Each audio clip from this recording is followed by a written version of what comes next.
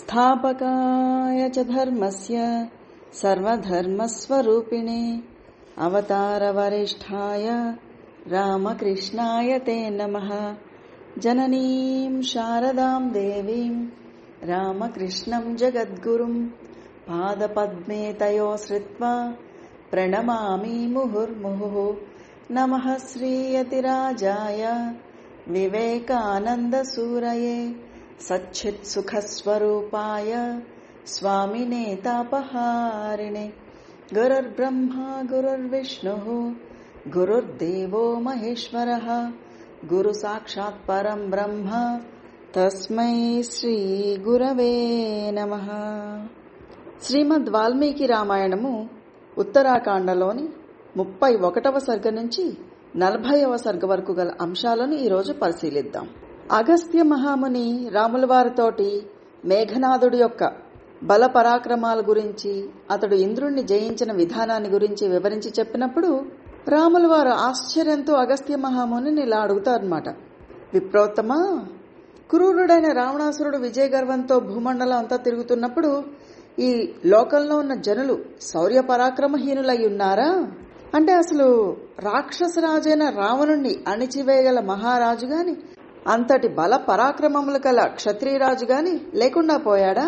అంటే ఆ కాలంలో రాజులు ఎవ్వరూ కూడా శస్త్రాస్త్ర జ్ఞానం లేనివారా? ఇంతమంది రాజులు అతడి చేతిలో పరాజితులయ్యారా అంటూ అడిగేసరికి అగస్త్య మహామునికి రావణుడు అపజయాలు పాలైన సంఘటనలు గుర్తుకు వచ్చాయి. ఆయన పరిహాసపూర్వకంగా నవ్వుకుంటూ రాముల వారితో ఆ వృత్తాంతాల్ని ఇట్లా చెప్పడము ప్రారంభిస్తారు. రావణుడు రాజులందరినీ పరాజితులను గావించుకుంటూ భూమండలం అంతా తిరుగుతూ క్రమంగా మాహిష్మతిపురానికి చేరుకుంటాడు. ఆ నగరాన్ని కార్తవీర్యార్జునుడు అనే రాజు పరిపాలిస్తూ ఉంటాడు. సరిగ్గా రావణుడు అక్కడికి చేరే సమయానికి ఆ రాజు తన స్త్రీలతో కలిసి నర్మదా నదీ జలాలలో క్రీడించడం కోసం వెళ్తాడు. అక్కడికి వచ్చిన రావణుడు ఆ రాజు యొక్క మంత్రులతోటి, మీ రాజైన కార్తవీర్యార్జునుడు ఎక్కడా? నేను అతడితో యుద్ధం చేయడం కోసం వచ్చాను, త్వరగా వెళ్లి మీ రాజుకు నా రాకను గురించి తెలపండి అని చెప్పేసరికి సమయస్ఫూర్తి గల ఆ అమాత్యులు మా రాజు ఇప్పుడు నగరంలో లేడు అంటూ చెప్తారన్నమాట. దాంతో రావణుడు చేసేదేమీ లేక వింధ్యగిరిని చేరుకుని దాని వైభవాన్ని దర్శించుకుంటూ నర్మదా నది వద్దకు చేరుకుంటాడు. తర్వాత అతడు తన మంత్రులతో సుఖసారణులతో, సచివులారా, యుద్ధంలో మీ అందరూ కూడా ఇంద్రుడితో సమానమైన రాజులతో పోరాడి ఎంతో గాయపడి ఉన్నారు కాబట్టి పవిత్రమైన ఈ నర్మదా నదీ జలాలలో స్నానం చేయండి, పాప తాపాల నుంచి విముక్తులు కండి. ఈలోగా నేను ఈ ఇసుక తిన్నెలపై పుష్పాలతో ప్రశాంతంగా శివుణ్ణి ఆరాధించుకుంటాను అని చెప్పేసరికి వారందరూ కూడా అట్లాగే చక్కగా నర్మదా నది జలాలలో స్నానం చేసి రావణుడి శివ పూజ కోసం పువ్వులను తీసుకువస్తారు. రావణుడు కూడా ఆ పవిత్ర జలాలలో శాస్త్రోక్తంగా స్నానం ముగించుకుని పరిమళ భరితమైన సుగంధ పుష్పాలతోటి శివుణ్ణి ఆరాధించడం ప్రారంభిస్తాడు. ఇంతకు మునుపు రావణుడు కైలాసగిరిని తన భుజాల మీదకి ఎత్తుకున్నప్పుడు శివుని పాదగుష్టం యొక్క ఒత్తిడితోటి చాలా బాధకి గురవుతాడు. చివరికి శంకరుని యొక్క అనుగ్రహంతో ఆ బాధ నుంచి విముక్తుడవుతాడు. అప్పటి నుంచి పరమేశ్వరుడి ప్రీతి కోసం ప్రతిరోజు కూడా ప్రత్యేకమైన శివ పూజలు చేస్తూ ఉంటాడనమాట. సరిగ్గా ఇతడు అలా శివ పూజ చేస్తున్న ఈ ప్రదేశానికి చాలా దగ్గరలోనే మాహిష్మతి పురాధిపతి అయిన కార్తవీర్యార్జునుడు తన స్త్రీలతో కలిసి నర్మదా నదీ జలాలలో క్రీడిస్తూ ఉంటాడు. అతడు తన 1000 బాహువుల యొక్క అమోఘమైన బలాన్ని తెలుసుకోదలిచి ఆ బాహువులతోటి నర్మదా నది యొక్క జల ప్రవాహ వేగాన్ని అడ్డగిస్తాడు. దాంతో ఆ నదీ ప్రవాహ వేగానికి రావణుడు పూజిస్తున్న పుష్పాలన్నీ కూడా కొట్టుకుపోతాయి. మధ్యలోనే శివారాధనను నిలిపివేయాల్సి వస్తుంది. దీనికి కారణం కార్తవీర్యార్జునుడే అని తన మంత్రుల ద్వారా తెలుసుకున్న రావణుడు తన మంత్రులందరినీ తీసుకుని కార్తవీర్యార్జునుడున్న ప్రదేశానికి వెళ్తాడు. అక్కడ రావణుని యొక్క అమాత్యులు కార్తవీర్యుని యొక్క మంత్రులను యుద్ధంలో హతమార్చి వాళ్లని భక్షించి వేస్తారు. ఈ విషయాన్ని ద్వారపాలకుల ద్వారా తెలుసుకున్న కార్తవీర్యుడు వెంటనే గదను చేతపట్టుకుని గిరగిరా తిప్పుతూ తీవ్రమైన వేగంతో శత్రువులపై విరుచుకుని పడతాడు. ఎంతో శక్తివంతమైన అతడి గదా ప్రహారానికి దెబ్బతిని ప్రహస్తుడు నేల మీద పడిపోతాడు. అది చూసి మారీచుడు, సుఖసారణులు, మహోదరుడు, ధూమ్రాక్షుడు మొదలైన వాళ్ళందరూ కూడా భయంతో రణరంగం నుంచి పారిపోతారు. వెంటనే రావణుడు కార్తవీర్యునిపై దాడికి దిగుతాడు. 1000 చేతులు గల కార్తవీర్యునికి 20 చేతులు గల రాక్షసరాజుకి మధ్య ఘోరమైన సమరం ప్రారంభమవుతుంది. క్రోధావేశ పరవశుడైన కార్తవీర్యార్జునుడు శక్తినంతా కూడదీసుకుని తన గదతోటి రావణుడి యొక్క వక్షస్థల మధ్య భాగంలో గట్టిగా కొడతాడు. తీవ్రమైన ఆ గద యొక్క ప్రహారానికి నిలబడలేక రావణుడు ఒక బారెడు మేరకు వెనక్కి జరిగి గావుకేక పెట్టి చతికిలబడిపోతాడు. అప్పుడు కార్తవీర్యుడు తన సహస్ర బాహువులతోటి రావణుని గట్టిగా ఒడిసి పట్టుకుని బంధిస్తాడు. అది చూసి దేవతలందరూ కూడా ఆ మహారాజు మీద పుష్పవృష్టిని కురిపిస్తారు. క్రమంగా దేవతల ద్వారా పులస్త్య మహామునికి ఈ వార్త తెలియవస్తుంది.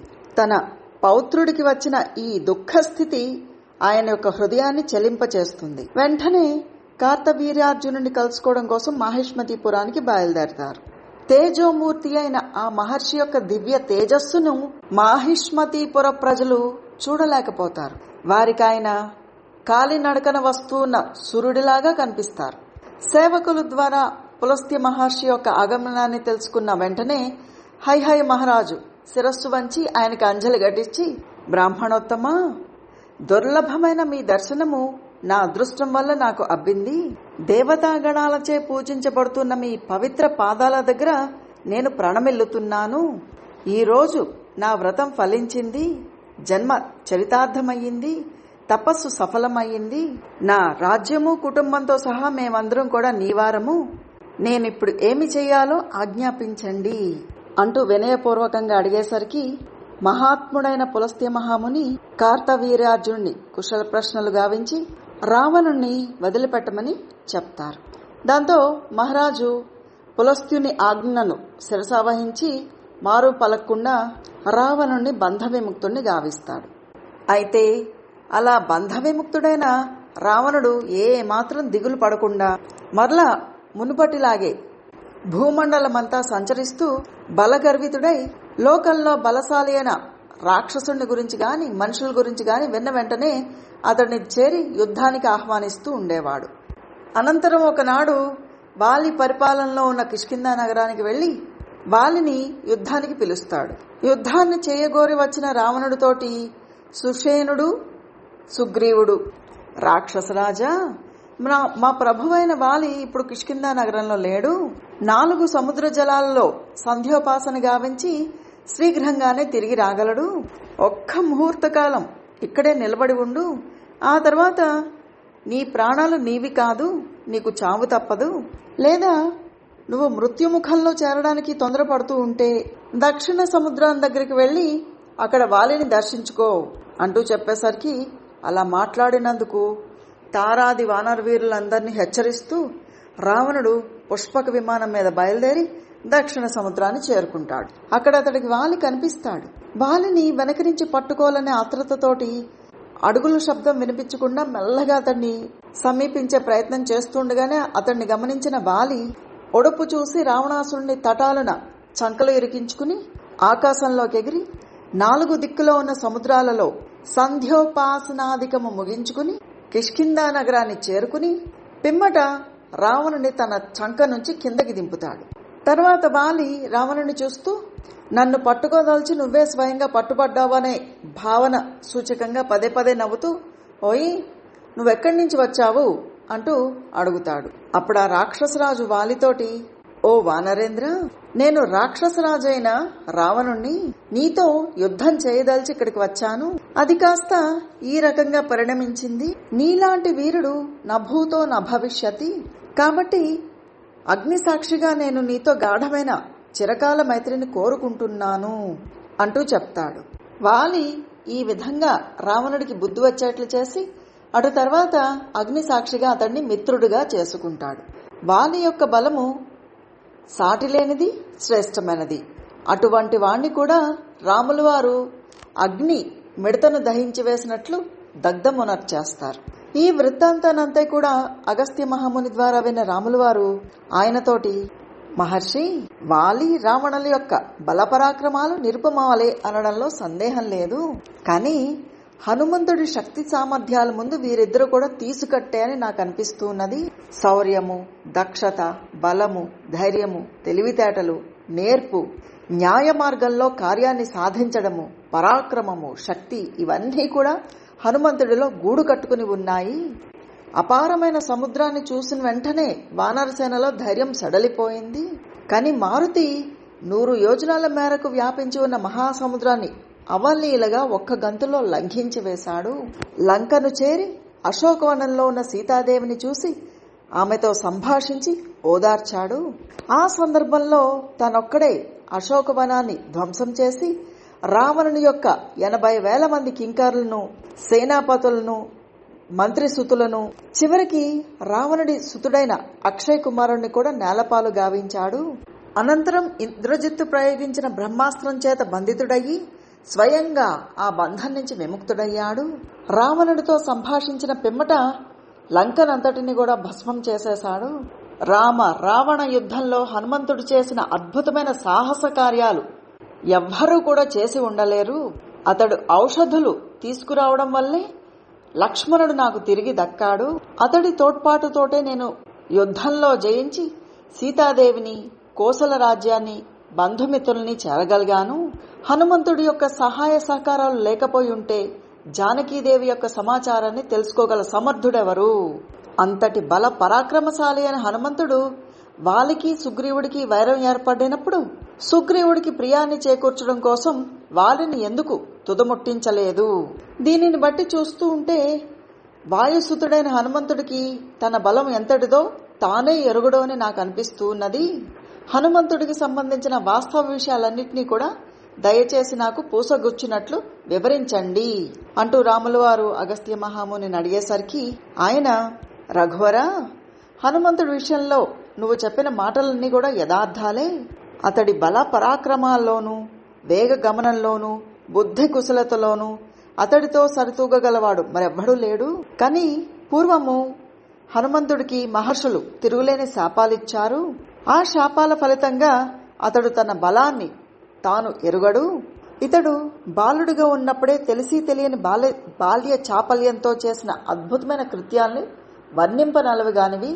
ఆ విషయాలు తెలుసుకోవాలనే కోరిక నీకు బలంగా ఉంటే వాటన్నిటినీ చెప్తాను, సావధానంగా విను అంటూ అగస్త్య మహాముని హనుమంతుడి యొక్క వృత్తాంతానంతా కూడా రాముల వారికి ఇలా వివరించి చెప్తారు.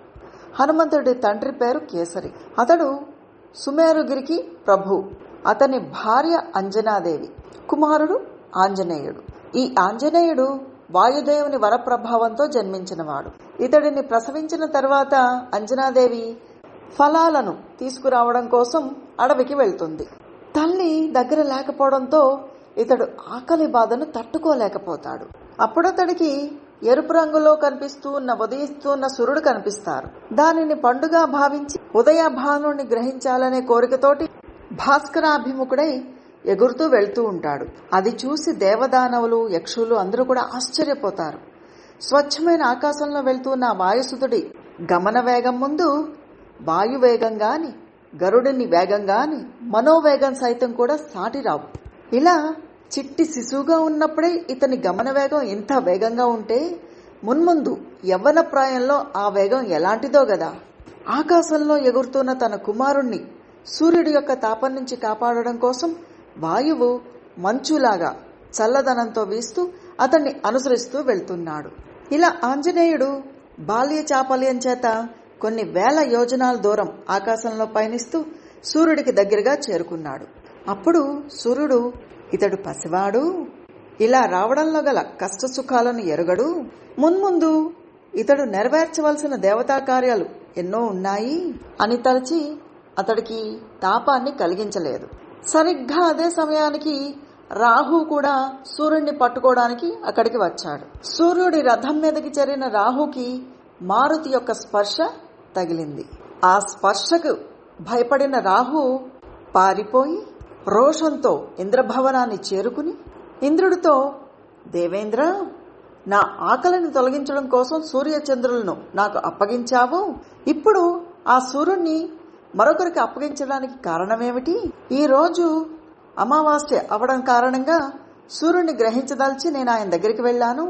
కానీ మరొక రాహు అక్కడికి చేరి రవిని గ్రహిస్తూ ఉన్నాడు అంటూ రాహు చెప్పేసరికి ఆ మాటలను విన్న దేవేంద్రుడు తత్తరపడుతూ సింహాసనం నుంచి దిగ్గున లేచి రాహును ముందు పెట్టుకుని హనుమంతుడితో కూడి ఉన్న సూర్యుడి దగ్గరికి వెళ్తాడు. అప్పుడు రాహు హనుమంతుడిని చూసి భయపడిపోయి ఇంద్రుణ్ణి కూడా విడిచిపెట్టి పారిపోతాడు. అలా పారిపోతూ ఉన్న రాహుని మారుతి చూస్తాడు. వెంటనే సూర్యుడిని విడిచిపెట్టేసి రాహును మరొక పెద్ద పండుగ భావించి అతన్ని పట్టుకోవడం కోసం తిరిగి ఆకాశంలో ఎగురుతాడు. సూర్యుడిని విడిచిపెట్టేసి ఈ విధంగా పరుగు పరుగున తనని వెంబడిస్తూ వస్తూ ఉన్న వానరోత్తముని రాహు వెనక్కి తిరిగి చూసి భయంతో ఇంద్రా ఇంద్రా అంటూ పెద్దగా మొరపెట్టుకుంటాడు. దాంతో ఇంద్రుడు భయపడకు, నేను ఇతన్ని వధిస్తాను అంటూ పలుకుతాడు. ఈలోగా మారుతి ఐరావతాన్ని చూసి దానిని కూడా ఒక మహాఫలం అని భావించి ఆ గజేంద్రుణ్ణి పట్టుకోవడానికి అతని వైపుకు పరిగెడతాడు. ఇలా తన మీదకి విజృంభించి వస్తున్నవాడు చిన్న బాలుడు అవడంతో ఇంద్రుడు పెద్దగా కుపితుడు అవ్వలేదు. కానీ తన చేతిలో ఉన్న వజ్రాయుధంతో మారుతిని కొట్టాడు. దాంతో మారుతి ఒక పర్వతం మీద పడిపోతాడు. అప్పుడు అతడి యొక్క ఎడమ దవడ దెబ్బతింటుంది. వజ్రాయుధం దెబ్బకి ఆ బాలుడు అట్లా పడిపోయేసరికి వాయుదేవుడు ఇంద్రుడి పట్ల చాలా కుపితుడవుతాడు. దాంతో సకల ప్రాణులలో అంతర్గతుడై ఉన్న ఆ వాయుదేవుడు తన చలనాన్ని ఉపసంహరించుకుని ప్రాణులకు ఊపిరాడకుండా చేసి తన సుతుడైన ఆ శిశువుని తీసుకుని ఒక గుహలోకి ప్రవేశిస్తాడు. వాయువు యొక్క ప్రకోపం వలన ప్రాణుల యొక్క ఉచ్ఛ్వాస నిశ్వాసాలు ఆగిపోయి శరీరంలో కీళ్ల భాగాలు అన్ని కూడా దెబ్బతినడం వలన సకల ప్రాణులు కూడా కుయ్యబారిపోయాయి. ముల్లోకాలలో వేదాధ్యయనాలు, యజ్ఞకార్యాలు, ధర్మకార్యాలు నిలిచిపోయాయి. ప్రాణులన్నీ కూడా నరకయాతనలకు గురయ్యాయి.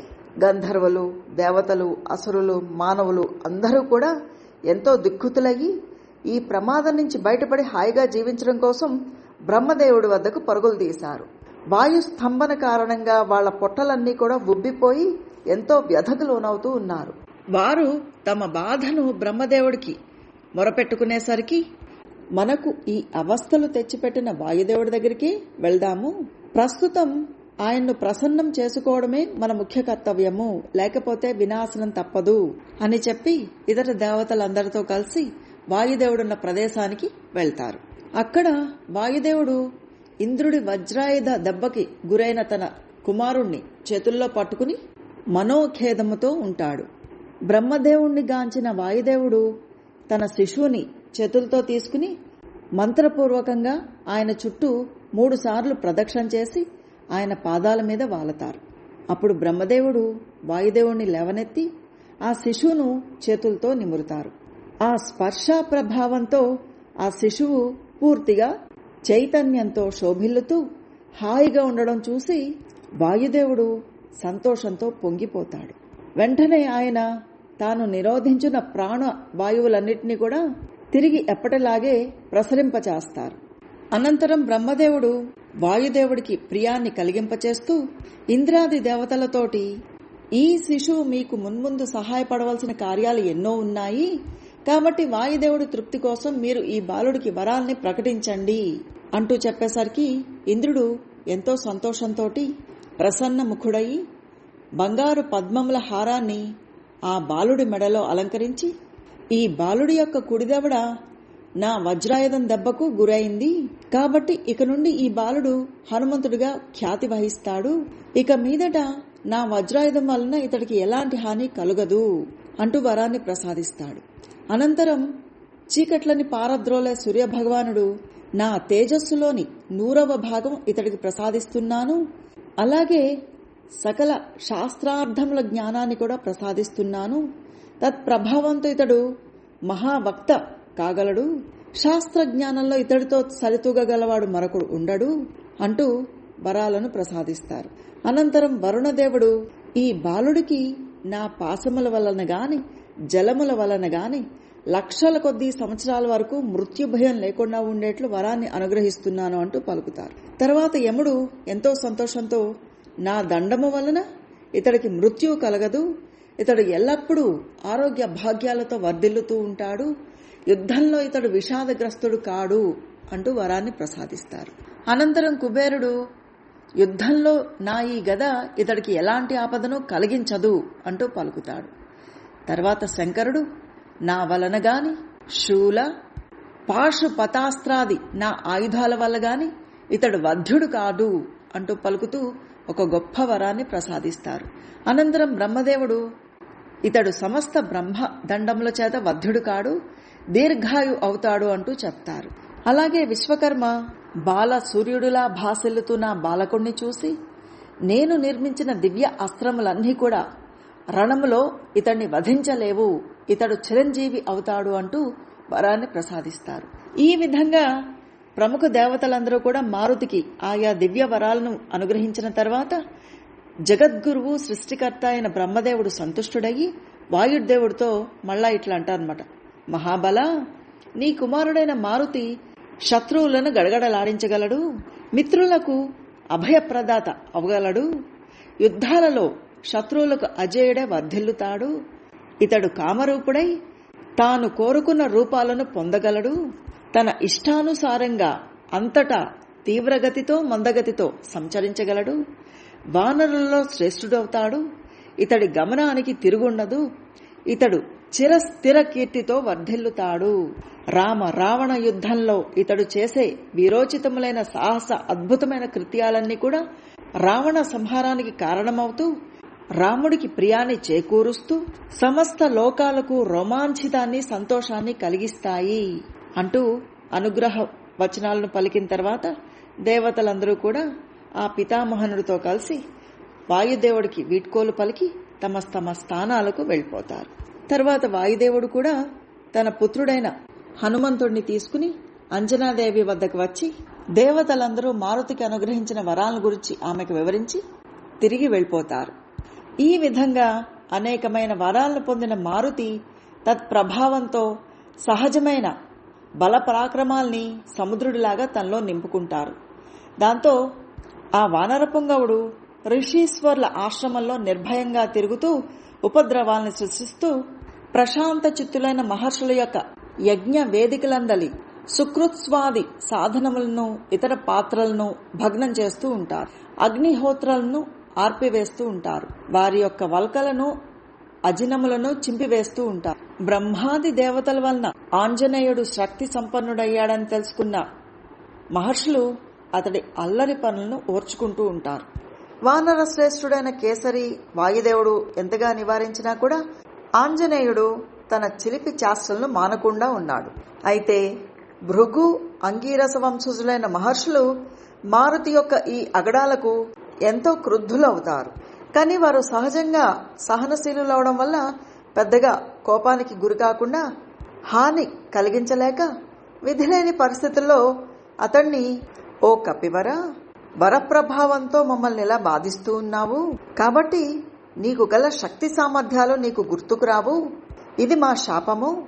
ఇతరులెవరైనా నీ బలపరాక్రమాల్ని నీ పేరు ప్రతిష్టల్ని నీ ముందు ప్రస్తావించినప్పుడు మాత్రమే తిరిగి అవి నీకు గుర్తుకు వస్తాయి, అప్పుడు నీ శక్తి సామర్థ్యాలు నీకు తెలియవస్తాయి అంటూ చెప్పేసరికి ఆ మహర్షుల శాపవచనాల ప్రభావంతో ఆయన తన శక్తి సామర్థ్యాలను మర్చిపోతారు. అనంతరం మారుతి ఆ ఆశ్రమాల్లో మృదు ప్రవర్తనతోటి మసులుకుంటూ ఉంటారు. ఆ కాలంలో రక్షరజసుడు అనే కపిశ్రేష్ఠుడు వానరులకు రాజుగా ఉంటాడు. ఇతడు వాలి సుగ్రీవులకు తండ్రి. ఇతడి మరణానంతరం అతడి పెద్ద కొడుకైన వాలి వానరులకు రాజుగా పట్టాభిషిక్తుడవుతాడు. అలాగే సుగ్రీవుడు యువరాజు అవుతాడు. హనుమంతుడికి సుగ్రీవుడితో బాల్యం నుంచి కూడా సఖ్యత ఏర్పడుతుంది. వారి మైత్రి పొరపచ్చాలేనిది, ప్రగాఢమైనది. వాలి సుగ్రీవుల మధ్య వైరం ఏర్పడినప్పుడు మహర్షుల శాపం కారణంగా హనుమంతుడికి తన బలాన్ని గురించి తెలియరాకుండా ఉంటుంది. ఆంజనేయునికి ఇంద్రాది దేవతలిచ్చిన వరాల విషయం సుగ్రీవుడికి తెలియదు. గుర్తు చేయగలవారు లేనందువల్ల ఆంజనేయుడికి తన బలం జ్ఞప్తికి రాలేదు. సింహబలుడైన మారుతి బల విస్మృతి కారణంగా విధి వైపరీత్యంతో తన ముందు ఏనుగులాంటి వాడైన బాలిని నిలవరించలేక మిన్నకుండిపోయాడు. పరాక్రమము, ఉత్సాహము, బహుముఖ ప్రజ్ఞ, తిరుగులేని ప్రతాపము, సరళ స్వభావము, వచోమాధుర్యము, ప్రవృత్తి నివృత్తి అనేవాని అందలి విచక్షణ జ్ఞానము, చిత్త గాంభీర్యము, చాతుర్యము, సామర్థ్యము, శౌర్యము, ఆపదలలో తొణకకుండా ఉండడము అనే ఉత్తమ లక్షణాలలో హనుమంతుణ్ణి మించినవాడు ముల్లోకాలలోనూ లేనే లేడు. ఈ వాయుసుతుడు సూర్యుడికి అభిముఖంగా ఉండి సమయోచితంగా ప్రశ్నిస్తూ వ్యాకరణ శాస్త్రాన్నంతటినీ కూడా నేర్చుకుంటూ ఉండేవాడు. ఈ అధ్యయన సమయంలో ఇతడు ఆ మహా వ్యాకరణ గ్రంథాన్ని చేతబట్టుకుని పఠిస్తూ ధారణ చేస్తూ ఉదయాద్రి నుంచి అస్తాద్రి వరకు సూర్య భగవానుని అనుసరిస్తూ సాగిపోతూ ఉండేవాడు. ఈయన సమస్త విద్యా వైభవాలను తన జిహ్వాగ్రంలో నిలుపుకుని ఉన్నాడు. సమస్త విద్యలలో, తపో విధానాలలో ఈయన దేవతలకు గురువైన బృహస్పతి అంతటివాడు. ఈ మారుతి, సుగ్రీవుడు, మైందుడు, ద్వివిధుడు, నీలుడు, తారుడు, అంగదుడు, నలుడు, రంభుడు మొదలైన మహా కపీంద్రులందరూ కూడా రామ కార్యం కోసం, రావణ సంహారానికి తోడ్పడడం కోసం దైవాంశలతో ఉద్భవించారు. హనుమంతుడిని గురించిన ఈ విషయాలన్నిటినీ అగస్త్య మహాముని ద్వారా విన్న రామలక్ష్మణులు, వానరులు, రాక్షసులు అందరూ కూడా ఎంతో ఆశ్చర్యపోతారు. అనంతరం తపోధనులైన అగస్త్యాది మహర్షులందరూ కూడా శ్రీరాముణ్ణి వీడ్కొని తమ తమ స్థానాలకు వెళ్ళిపోతారు. అనంతరం రఘురాముడు తమ సచివులందరిచే గౌరవించబడుతూ పురజనుల యొక్క, జానపదుల యొక్క కార్యాలన్నింటినీ కూడా పర్యవేక్షిస్తూ చక్కగా రాజ్యపాలన చేస్తూ ఉంటారు. శ్రీరాముల వారి పట్టాభిషేక మహోత్సవానికి విచ్చేసిన జనక మహారాజు, యథాజిత్తు, కాశీరాజైన ప్రతర్ధనుడు, ఇతర రాజులు అందరూ కూడా కొంతకాలం రాముల వారితో ఎంతో ఆనందంగా కాలాన్ని గడిపి తరువాత శ్రీరాముని యొక్క గౌరవ పురస్కారాలను అందుకుని తమ తమ రాజ్యాలకు వెళ్ళిపోతారు. శ్రీరామచంద్ర ప్రభు వానర రాజైన సుగ్రీవుడికి, రాక్షసరాజైన విభీషణుడికి, ఇతర రాక్షసులకు, కపివర్లకు అనేక విధాలైన కానుకలను సమర్పించి వారిని ఆనందింపచేస్తారు. అలాగే హనుమంతుడిని, అంగదుడిని తమ ఒడిలోనికి చేర్చుకుని తమ శరీరంపై గల అమూల్యములైన ఆభరణాలను తీసి అంగదుడికి, హనుమంతుడికి అలంకరింపచేస్తారు. అనన్యమైన భక్తితో శ్రీరామచంద్ర ప్రభువుని సేవిస్తూ ఉన్న వానరులందరికీ కూడా అక్కడ గడిపిన కాలం అంతా కూడా ఒక క్షణంగా తోచింది. శ్రీరామచంద్ర ప్రభు యొక్క ప్రేమాదరాలకు, గౌరవ మర్యాదలకు వాళ్ళందరూ కూడా ఎంతో సంతోషపడుతూ ఆ ఇక్ష్వాకు నగరంలో హాయిగా కాలం గడుపుతూ వచ్చారు.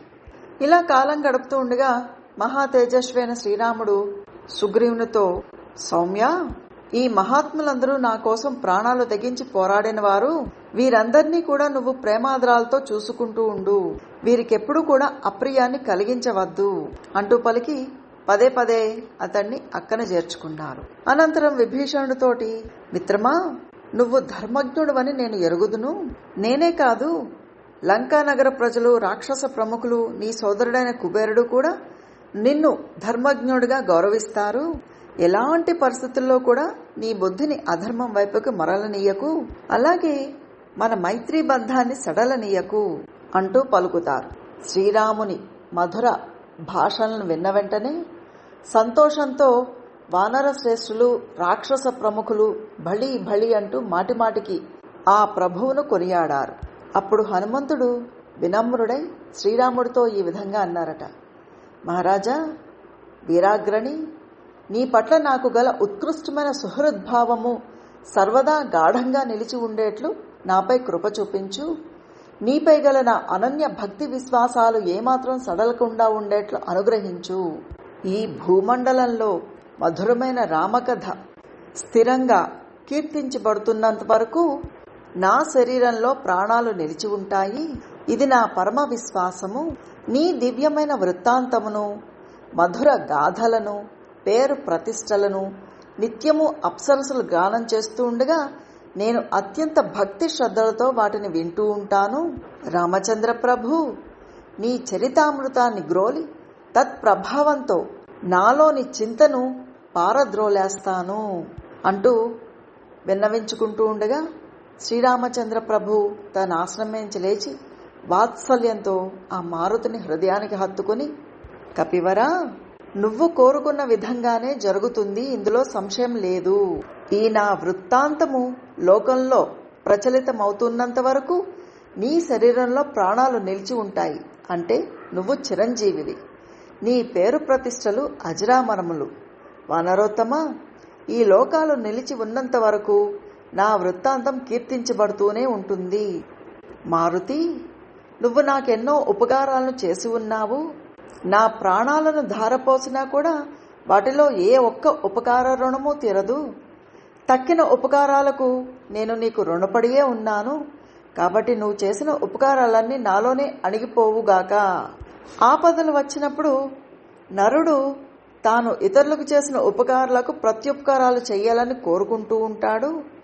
నేను నీకు ప్రత్యుపకారం చేయడానికి ఆలోచించడం అంటే నీకు ఆపదలు రావాలని కోరుకోవడమే అవుతుంది. ఇలాంటి ఆలోచన చేయడం అనేది సముచితం కాదు కదా.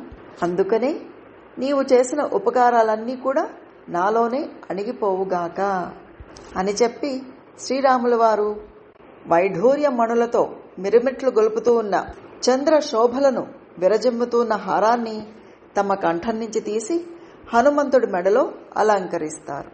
శ్రీరాముడి ఈ వచనాలను విన్న వెంటనే మహాబలశాలులైన ఆ వానరులందరూ కూడా ఉక్కుమ్మడిగా లేచి ఆ ప్రభు యొక్క పాదాలకు శిరసా ప్రణమిల్లి అక్కడి నుంచి బయలుదేరతారు.